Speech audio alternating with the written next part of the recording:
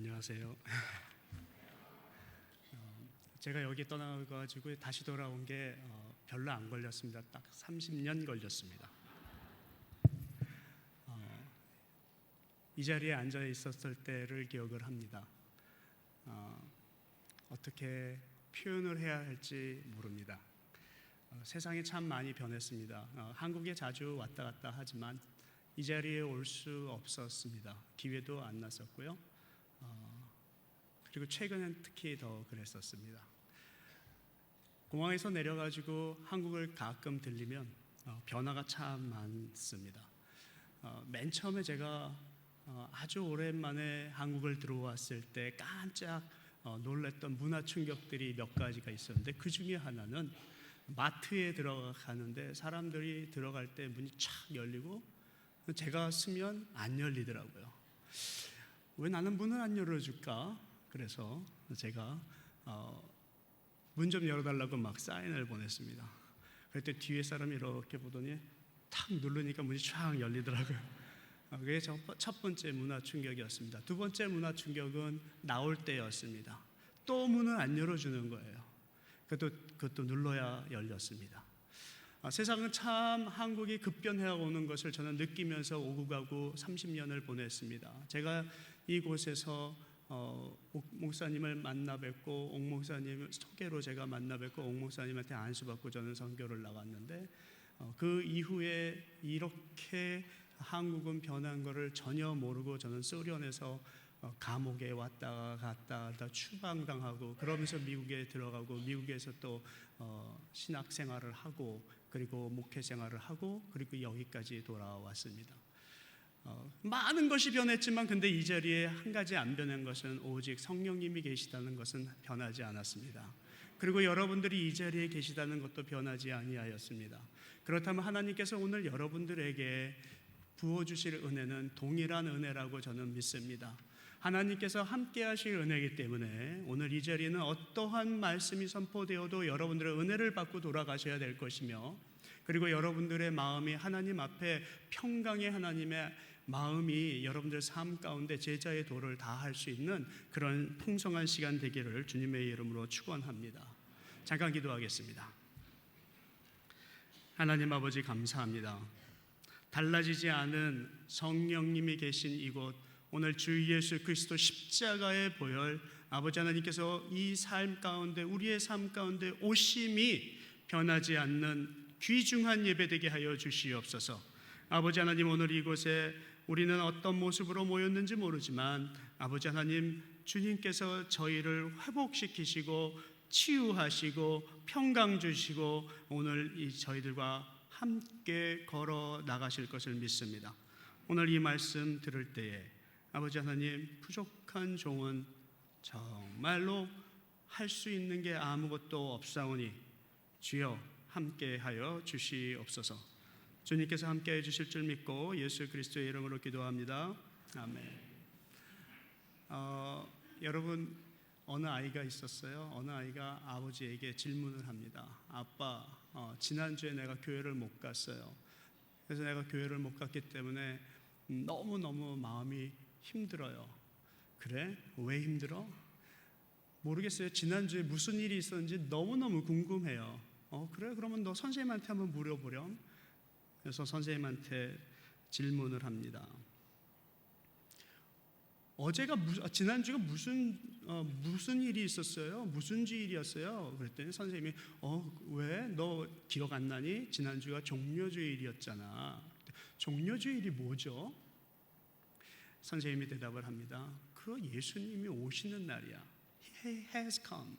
The day of He has come. 예수님이 오시는 날이 바로 그 날이야.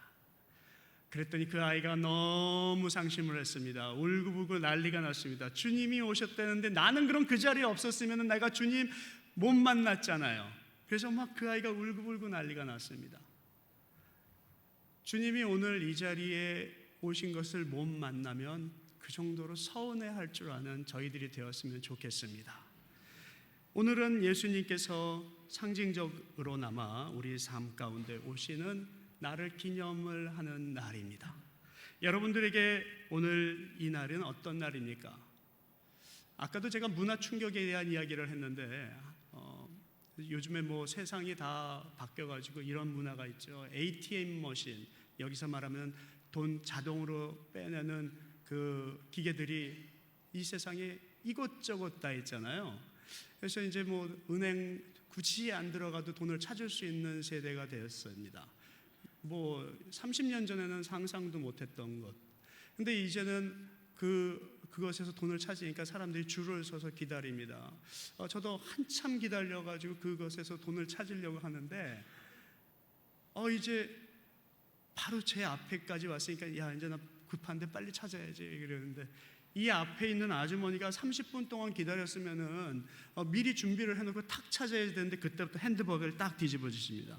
그리고서 어디 있지 하면서 카드를 찾는데 거기서 또 긴 시간이. 그래서 저는 그때 제 뚜껑이 열릴까 말까 한참 그랬습니다.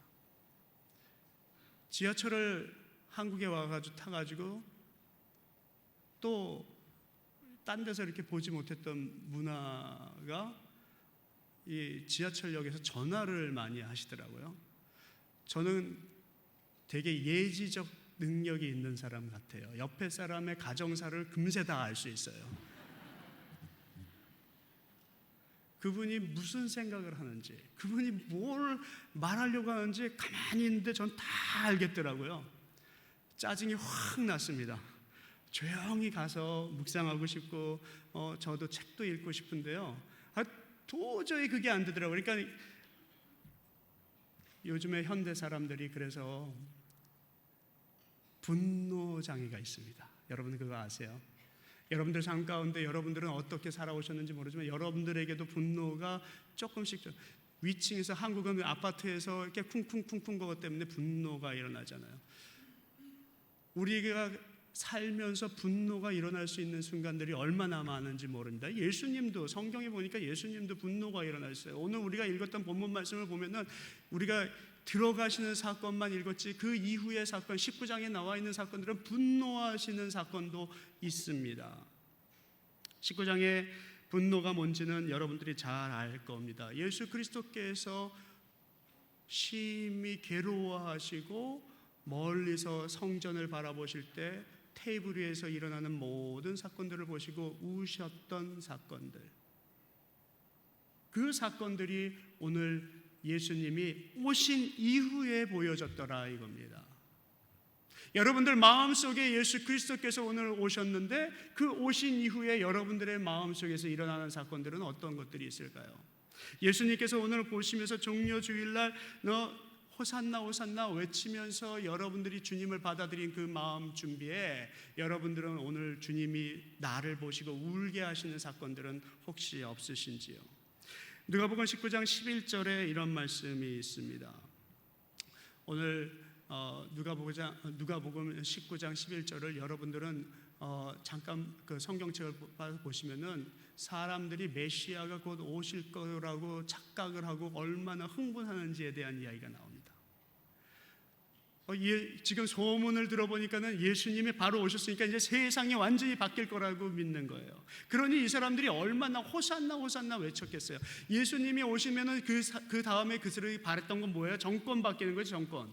그러면 그때 어떤 사람들은 그 정권에서 너무 힘들게 핍박받았던 사람들도 있을 것이고 어떤 사람들은 빚을 많이 져가지고 야 내가 예수님만 오시면 이제 빚 안 갚아도 되겠구나 하고 뭐 좋아하는 사람도 있겠죠.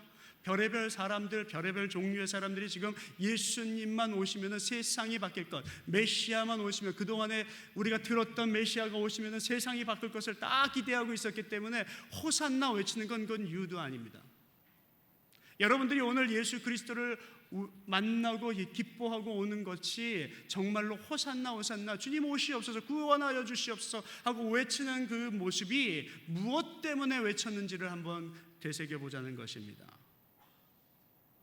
그러나 예수 그리스도께서는 그들이 외쳤던 의미와 또 다른 의미를 가진 그런 의도로 어쩌면 오지 않으셨을까 저는 그렇게 생각을 해봅니다.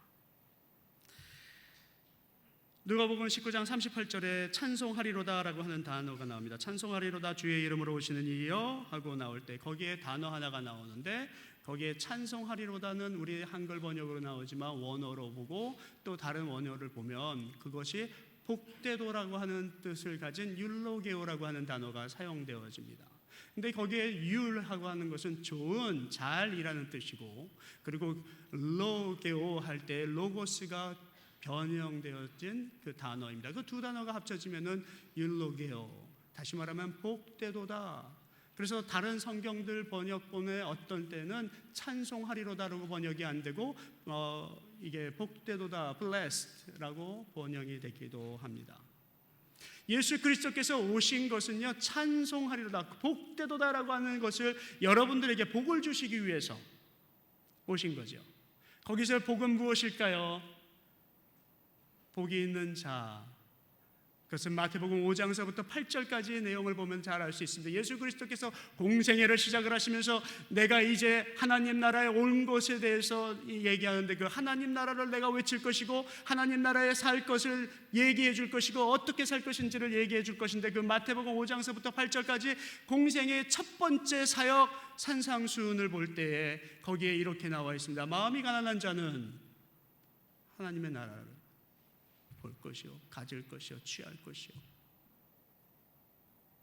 여러분들의 마음이 어느 정도 하나님 앞에 내려놓고 하나님 앞에 들어가 있고 하나님의 사랑을 느끼고 있고, 여러분, 그리고 그 마태복음 5장서부터 8절 그 안에 보면은 온유한 자, 청결을 의로운 자 하면서 그 율법들로 모든 것이 채워져서 시작이 되는 것을 볼 수 있습니다. 그러나 오늘 이 종려주일은요, 마지막 예수 그리스도께서 돌아가시기 전에 하나님 나라에 대한 이야기를 conclude 하는 날이에요. 하나님 나라는요, 여러분들 오늘 오셨고 그리고 또 앞으로도 오실 그 나라는요, 여러분들이 그냥 들어가서 살 수 있는 나라가 아니에요. 여러분들이 진정한 제자가 되지 아니하면은 그 나라에서 하나님의 복을 누릴 수 없더라 이겁니다. 마음이 가난한 자가 어떤 자인지는 여러분들이 잘 알고 있습니다. 마음이 청결한 자가 어떤 자인 것은 여러분들이 잘 알고 있습니다. 심령이 가난하고 그리고 마음을 비우고 그리고 여러분들이 의로운 자가 되기 위해서 어떤 노력을 하셔야 되는지도 잘 알고 있습니다. 근데 문제는 그것이 되지 않는다는 것입니다. 긍휼한 마음을 가지고 우리가 하나님 나라에 들어가야 되는데, 하나님의 나라에 들어가기 위한 긍휼함은 어떤 긍휼함일까? 그것은 십자가에 돌아가지 않은 사람은, 십자가에 돌아가신 예수 그리스도의 모습을 체험하지 못한 사람은 그 긍휼함을 체험할 수 없다고 하는 거예요. 그것을 알 수 없다는 거예요. 스가랴서 9장 9절에 이런 말씀이 있습니다. 여러분들은 오늘 스크린에 나와 있는 거기에 예언이 당나귀 타고 오시는 예수님, 의로우신 예수님이 오실 것, 구원을 베푸실 예수님이 오실 것에 대한 예언입니다. 근데 오늘 거기에 나와 있는 교회 그 본문에서 가장 중요한 키 포인트는 뭐냐 하면은 겸손하게 오신 예수님이라는 거예요. 그리고 또 거기서 우리가 보통 볼 수 있는 것은 보이는 교회가 아니라 보이지 않는 교회의 하나님의 나라에 대한 예언이라고 하는 것입니다. 얼마나 세상 사람들이 지금 추구하는 것이 우리가 추구하는 것과 다른지요. 그런데 우리도 그 안에서 지금 추구하고 있는 거예요. 마태복음 아까 5장 12절 같은 경우에는요, 뭐 긍휼한 자 이러면서 하나님의 그 율법, 하나님 나라에 들어간 율법을 다 말씀하실 때에 12절에 대해서는 뭐라고 말씀하시냐면 기뻐하라 기뻐하라 이렇게 얘기를 하십니다. 여러분, 기뻐하고 즐거워하라. 왜냐하면 하나님의 나라에 들어가 있는 사람들 외롭고 고난받고 그리고 의롭기 때문에 핍박받아도 그래도 하나님의 상급이 그 하나님 나라에 있기 때문에 기뻐하라는 것입니다. 오늘 이곳에 있는 우리들이 하나님 나라에 들어갈 것을 확신하고 그리고 이곳에 있어서 힘들고 지친 여러 가지 상황과 여건들이 사람마다 다를지 몰라도 우리가 기뻐해야 되고 그리고 하나님께 찬송드려야 되고 하나님의 축복을 주신 것을 받고 흥분해야 될 충분한 여지가 있다고 저는 믿습니다. 여러분, 보이지 않는 교회, 거기에는 또 하나님의 이런 말씀을 주셔요. 너희는 소금이니 소금이 짠맛을 잃으면 어찌 그 맛을 회복하리요. 짠맛은 녹아버리면 끝입니다. 하나님의 성령의 마음, 제자의 도의 마음을 한번 잃어버리면 회복이 힘들어요.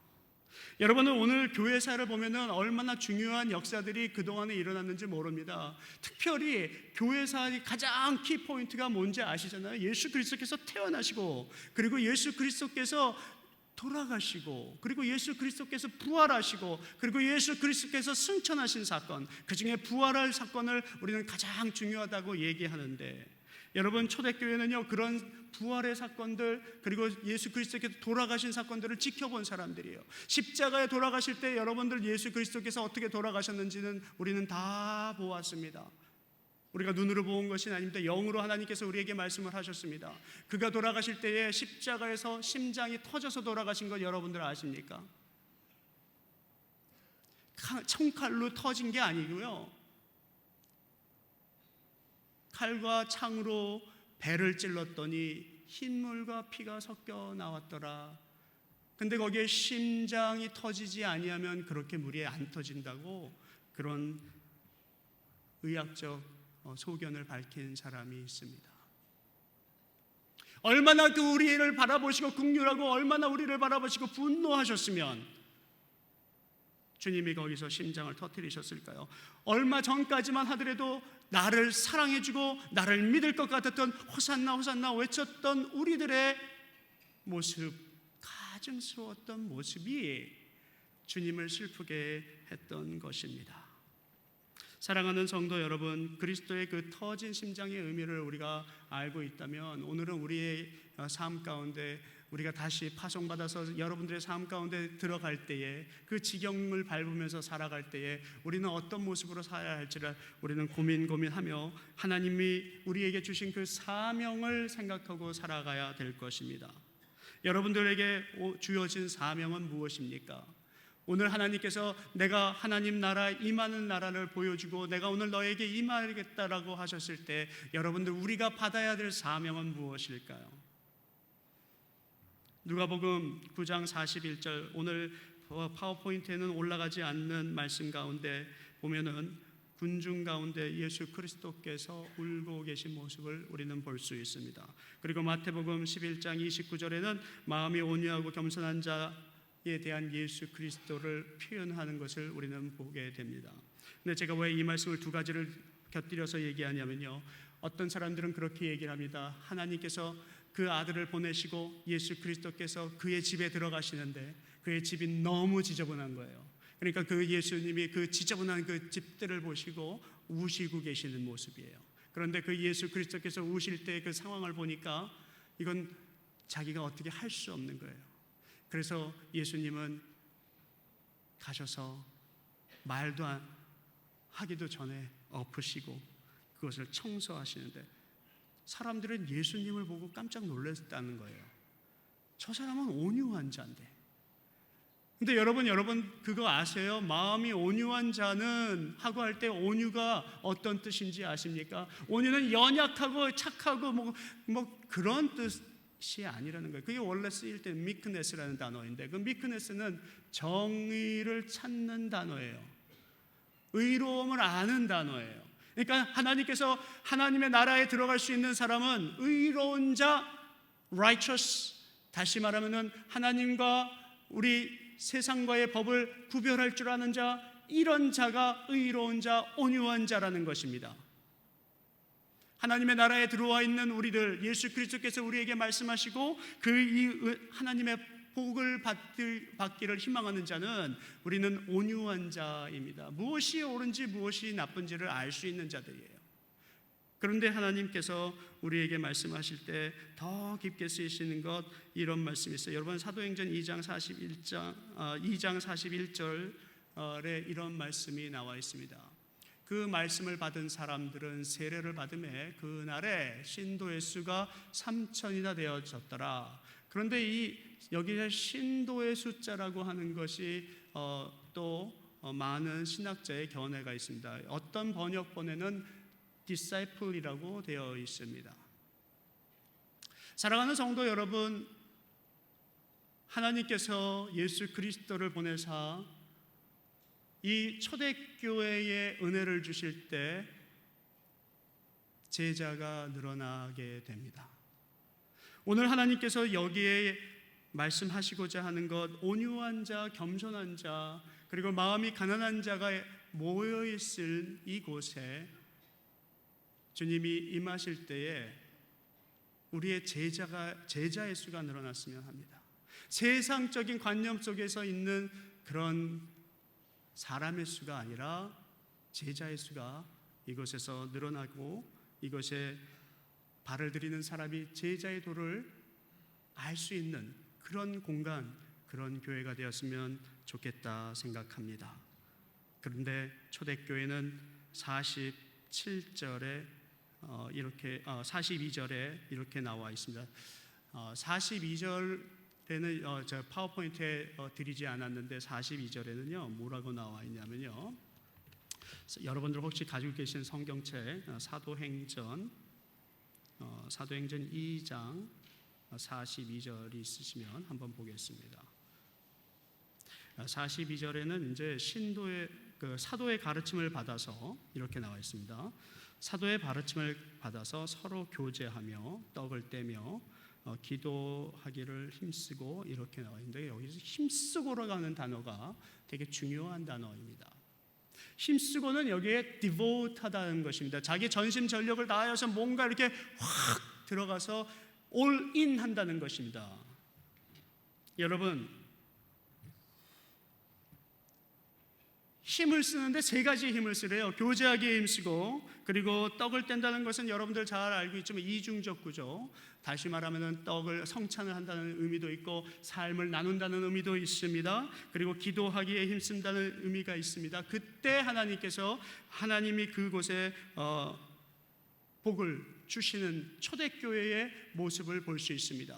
저는 이 사랑의 교회가 제자의 수가 더해지는 교회가 하나님께서 원하셨던 초대교회의 모습이 회복되어져서 여러분들 삶 가운데, 여러분들 가정 가운데 정말로 은혜 충만한 사람들이 한 주간도 이어지고 한 달도 이어져서 여러분들이 다시 모든 것을 회복할 수 있는 그런 여러분들의 공동체가 되기를 주님의 이름으로 축원합니다.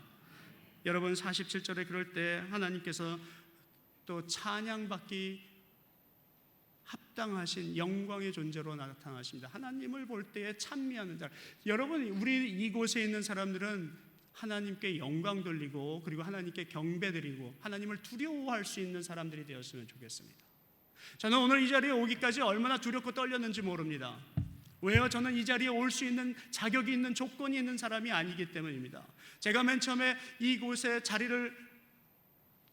발을 들여 놓았을 때는 열등감으로 차 있던 고등학교 졸업한 한 청년이었습니다. 한 학생이었어요. 한 어린아이였습니다. 그리고 제가 방위를 졸업한 게 아니라 방위를 끝내고 이쪽에 왔어요. 하나님, 정말로 내가 이제는 뭘 할까? 난 정말로 할 게 없어요. 삶이 보이지 않아요. 이러고선 비관하고, 그리고 열등의식에 쌓여서 정말 저 어느 구석에 조용히 앉아서 살던 사람을 목사님하고 만나고 삶의 변화가 일어나고, 그리고 헌신하게 되고 오늘 이 자리에 오게까지 됩니다. 저는 깜짝 놀란 해프닝이 있었습니다. 이 LA 공항에 제가 오는데요, 비행기가 하루 연착이 됐어요. 그래서 3일 동안 똑같은 옷으로 그냥 입고 다닐 정도로 그냥 아주 난처하고 초라한 모습으로 기분 팍 상해가지고 내 짐은 어디 간 거야? 막 왜 이런 거야? 이러고 있는데, 그리고서 LA 공항에 이렇게 두벅두벅 가서 드디어 이제 비행기가 뜬다는 거예요. 그래서 이제 비행기 뜨나 보다 그러고서 이제 그럼 빨리 화장실 좀 갔다 가야겠다. 그리고 화장실을 갔는데 3명이 거기서 딱 이렇게 본 거예요. 어디서 많이 봤는데 저 사람은 누굴까를 제가 생각하는데 그분들도 저를 그렇게 생각하고 있는 것 같아요. 그리고서 우리가 사랑의 교회 청년부 간사님을 본 거예요. 30년이 지난 뒤에 화장실에서. 그래서 우리가 셋이서 비행기를 같이 타고 왔어요. 조잘. 송기태 목사님입니다. 저는 그때 당시에요, 청년부에 발을 들여놓을 수도 없을 만큼 초라한 모습이어서 아예 여기서 말씀만 드렸어요. 근데 제가 기억하는 것은 이곳이 소리가 하나도 나지 않고 숨소리만 들릴 정도의 정말로 성령님이 그곳에서 확확 지나가는 것을 느꼈고, 기도할 때 정말 뜨거움을 느꼈고, 그리고 말씀이 선포될 때 가슴이 쿵쿵쿵쿵 되는 것을 느꼈고, 그리고 끝난 다음에 교제를 나눌 때 얼마나 아름다운 교제가 이루어졌는지요. 이 성전이 지어지고 얼마 안 되었거든요. 그때 하나님께서 제자를 늘려주셨던 것을 저는 기억을 합니다. 여러분들, 오늘 이곳에서 이루어질 것은 회복입니다. 여러분들, 오늘 이곳에서 이루어질 것은 치유입니다. 여러분들, 이곳에서 이루어질 것은 결단입니다. 성령이 임하고 떡을 떼고 기도에 힘쓸 때 하나님께서 오늘 이 자리에 다시 He has come, 내가 다시 들어가노니 내가 다시 들어갈 테니 이것을 회복하라 하시는 엄청난 역사의 시간이 되겠으면, 저는 여기에 올 때 아무것도 생각하지 않고 주님, 내가 받았던 은혜의 그 강단에 쓰는 것은 부끄럽기 짝이 없지만, 저는 그럴 순번도 안 되고 그리고 그릇도 안 되고 실력 있는 자도 아니고 정말 머리도 나쁜 저지만, 오늘 제가 갈 수만 있다면 하나님 저를 불러주세요. 그러고 왔습니다. 하나님, 오늘 이 자리에 있는, 여기 있는 모든 우리들이 그런 똑같은 심정으로 하나님께서 나에게 주셨던 그 사명을 회복할 수 있고, 그 감동을 회복할 수 있고, 그리고 함께 눈물 흘리고, 그리고 다시 주님의 아름다운 제자가 부흥하는 그런 교회로 만들 수 있기를 주님의 이름으로 또한 축원합니다. 여러분, 오늘 하나님의 오심의 이야기는 거기서 끝이 아닙니다. 철학자 조비니 파펜이라고 하는 사람이 있습니다. 이 사람은 프랑스 철학자입니다. 실용주의 철학자입니다. 이는 니체의 영향을 받아가지고 이 사람은 정말로 기독교 그러면은 그냥 이거는 그냥 너무 비판적인 의식으로 달려드는 그런 철학자였습니다. 이 어머니가 근데 기도의 하나님의 사람이었어요. 기도의 여인이었어요. 이 여인이 정말 오랫동안 기도했는데 이 아들은 전혀 변하지 아니하고 유명세는 타는데 정말로 세상적인 철학자의 모습으로 가는 거예요. 니체의 영향을 받았고 실용주의 그 영향을 받았기 때문에 정말로 눈에 보이지는 것만 믿겠다는 거예요. 신은 없다는 거예요. 그런데 이가 시름시름 앓기 시작을 합니다. 어느 날 갑자기 이가 아프니까 병원에서 의사가, 이 사람은 지금 고기가 좀 필요합니다. 근데 이 사람이 되게 가난했거든요. 그래서 엄마가 돈으로, 그때 당시에도 뭐 그렇게 가난한 프랑스 사람들이 있었나 보죠. 그의 자서전을 보니까 그가 고기를 사 먹을 돈이 없더라. 그러니까 엄마가 고민하다가 자기의 허벅지 살을 좀 떼어서 주었습니다. 엄마가 줄 수 있는 게 그거밖에 없어요. 그래서 그 허벅지 살을 먹고 이 조베니는 회복을 하기 시작합니다. 엄마, 너무 맛있어요. 너무 맛있어요. 엄마는 아들이 맛있다 그러니까 조금 더 뗐어요. 몇 번 떼다가 피가 터져서 엄마는 죽게 됩니다. 나중에 의사에게 엄마가 돌아가신 사연을 듣게 됩니다. 자신의 살과 자신의 피를 너에게 주었기 때문에 엄마는 죽은 거야. 이 조바니는 비관하고 너무 슬퍼서 엄마에게 모든 예우를 갖추기로 결심을 하고, 생전에 엄마가 그렇게 바랬던 성경책을 읽겠다 하고 예수 그리스도에 대한 신약 성경을 읽기 시작하는데, 십자가에 돌아가신 예수 그리스도, 그리고 사람들이 그 십자가에 그 칼과 창으로 찔렀던 예수 그리스도의 모습, 그리고 그 전에 그 사람들이 호산나 호산나 외치며 예수님을 맞이했던 그 모습을 바라보고 깜짝 놀라기 시작을 합니다. 내가 어떤 일을 한 거지? 내가 무엇을 한 거지? 나는 예수님을 죽였구나. 근데 예수님이 돌아가신 그 이후 그 사람이 파헤쳐 보니까 심장이 터졌더라 하는데 너무너무 힘들었던 거예요. 심장은 찌르지 않았다는 거예요. 근데 터져서 죽었대요. 그리고 배를 찔렀더니 심장에서 나온 피와 물이 섞인 것들이 나왔대요. 이 사람은 그것으로 인하여서 회심을 합니다. 이런 철학자가 한둘이 아닙니다. 여러분들, 우리의 삶 속에는 우리 복음 때문에 변하지 않을 것 같은 사람들, 그런 사람들이 수많은 사람들이 있습니다. 그러나 변합니다. 그 확신합니다. 여러분들이 제자의 도를 다하고 제자의 복음을 전하기 시작하면 분명히 변합니다. 제가 변했거든요. 그리고 여러분, 저희 어머님이요, 예수님을 영접하시고선요, 아버지 사시는 그 동네에는 무당이 많았고요. 그리고 그곳은 완전 불교 지역인데 그곳에 가서 전도하기 시작. 선앙당 다들. 그러니까 동네에서 그런 여자가 나오니까는 우리 할머니에게 핀잔이 오고 우리 어머니를 막 때리시고 그러셨대요. 근데 제가 기억하는 것이 있습니다.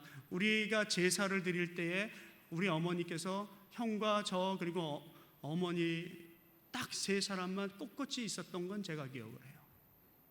수많은 사람들이 그 우상 앞에 지금 절을 하는데 우리 어머니는 당당하게, 그리고 무당한테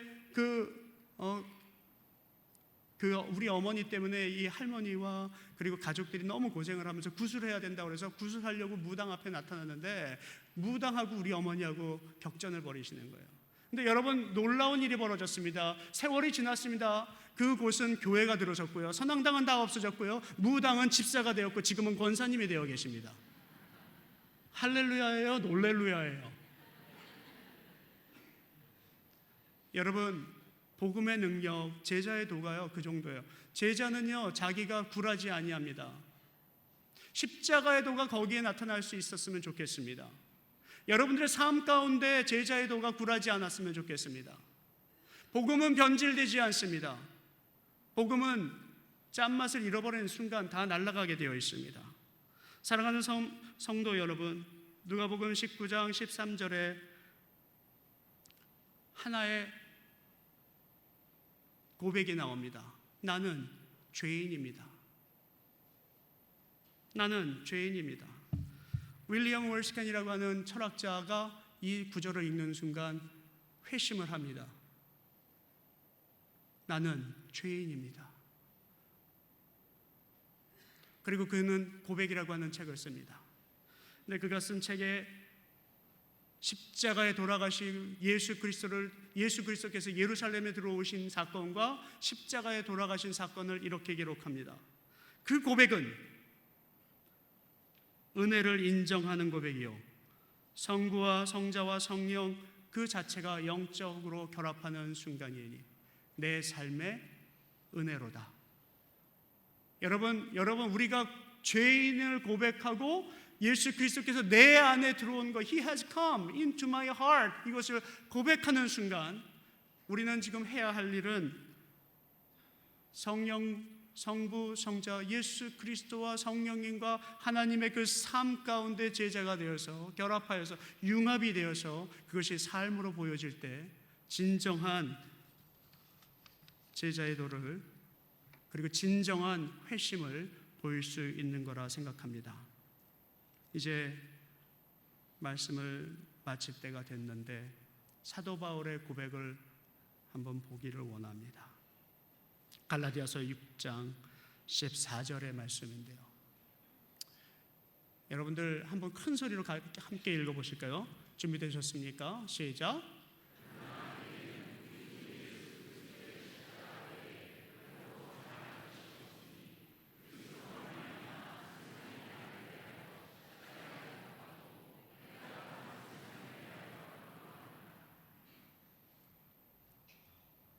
자랑할 것은 십자가밖에 없습니다. 우리가 무엇을 자랑하겠습니까? 사랑의 교회를 자랑하겠습니까? 얼마 전에 제가 동문들을 만났는데요, 동기들을 만났는데요, 제가 30년 동안 기도했던 사람들이 예수를 믿어서 만났습니다. 그들이 너무 많이 변해 있었습니다. 근데 너무 감사한 거는 그들이 잘 성장했고 많은 것을 가졌음에도 불구하고 십자가의 자랑을 잊지 않는 것에 너무 감사했습니다. 여러분, 우리가 십자가의 자랑을 잊는 순간 우린 다른 것을 자랑하게 될 것입니다. 다른 것을 추구하게 될 것입니다. 다른 것 때문에 십자가가 죽게 될 것입니다. 여러분, 보이는 교회가 아니라 보이지 않는 교회, 그 십자가의 자랑이 우리 이 사랑의 교회의 본질에 융합이 된다면 은혜가 넘치리라 생각이 됩니다. 십자가의 흔적은 십자가에서 피가 흘러서 그 사람 한 사람 한 사람 앞에 피 튀겨짐을 받아서 여러분들 옷 가운데에는 예수 그리스도의 피가 묻어 있습니다. 그래서 피 냄새가 나는 더러운 여러분들이에요. 저도 그렇고요. 피 뿌림을 받은 우리들이 예수 그리스도를 잊고 어딜 가도 우리는 예수 그리스도 쟁이로밖에 보이지 않을 거예요. 그렇기 때문에 우리의 삶이 중요하기 때문에 하나님께서 우리에게 그 다음의 행보를 주시하고 계십니다. 예수 그리스도를 믿는 자라면 우리는 더욱더 인격적으로나 은혜적으로나 여러 가지 삶의 방향에 있어서 예수 그리스도의 은혜를 더 깨칠 수 있는 우리들이 되어야 될 줄로 믿습니다. 그것이 바로 초대교회의 고백이었고 그들의 공동체였습니다. 이것이 바로 제자도에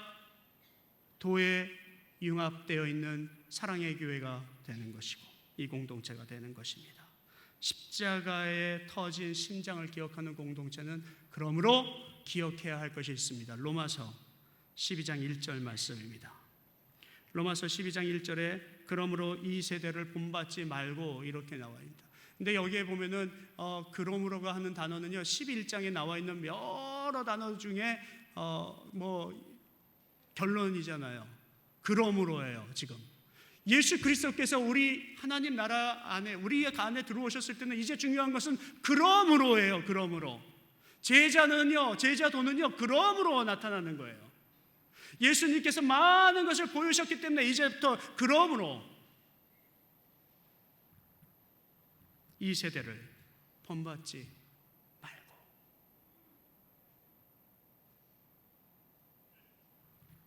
어떤 세대를 본받아야 하는지 오늘 생각하고 세상을 나갔으면 좋겠습니다. 그럴 때 사도행전 2장 41절에서 47절까지 우리가 조금 전에 제가 몇 개 이렇게 보였던 대로 성도가 느는 게 아니에요. 제자가 늘어나요. 하나님의 축복은 거기에 있습니다. 주님은 오셨고 주님은 오실 것이고 He has come. 신학적인 용어로 already, not yet. 하나님 오신 다음 종려주일 이후에 못 박히시는 그 순간까지 예수님은 하나님 나라를 완성하십니다. 그리고 메시지를 주십니다. 그래서 오늘 내일부터 새벽기도 여러분들 하셔야 될 일이 있는데요. 여러분들의 은혜가 회복되지 아니하면 안 돼요.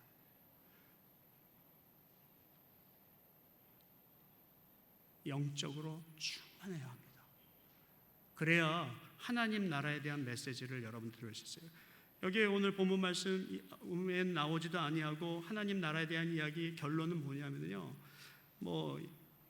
잃어버린 양에 대한 이야기도 그때 이후에 주셨고요. 양과 염소에 대한 이야기도 비유도 주셨고요.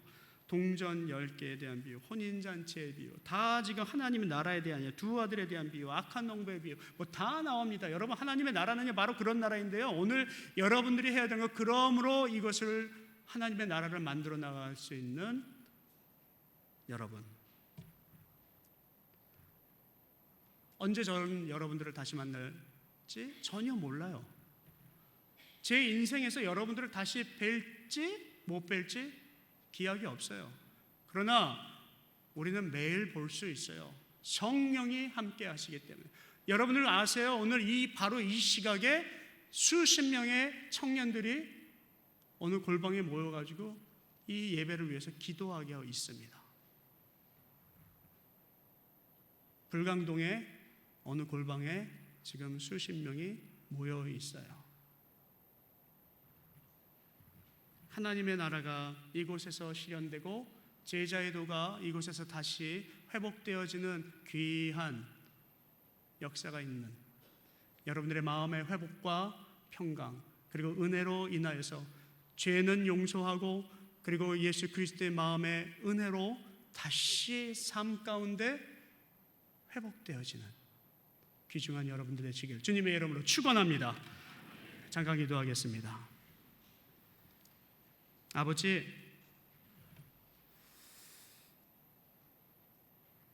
혹시 실수했다면, 부족하였다면 주님께서 함께 하시옵소서. 오늘 이곳은 온전히 주님만 높일 수 있는 자리가 되기를 희망하고 이곳에 예수 그리스도의 십자가만 남기를 원하며 우리의 삶 가운데 십자가의 자랑만 남기를 원합니다. 여기에 남겨진 자녀들이 있습니다. 아버지, 자녀들이 온전히 주님의 군사로 여기서 제자의 도를 가질 수 있도록 주님께서 축복하시고 이곳에 주님의 하나님의 나라의 인재를 체험하고자 회복하고자 치유받고자 남아있는 모든 성도님들의 성령이 오늘 임하사 아버지 하나님의 영으로 여기가 살게 하시고 다시 주님의 제자의 도가 넘쳐나는 교회로 아버지 만들어 주실 줄을 축원하며 여기 있는 모든 한 사람 한 사람 주님께 올려드리니 주님 축복하여 주시옵소서. 이 모든 말씀 예수 그리스도의 이름으로 기도합니다. 아멘.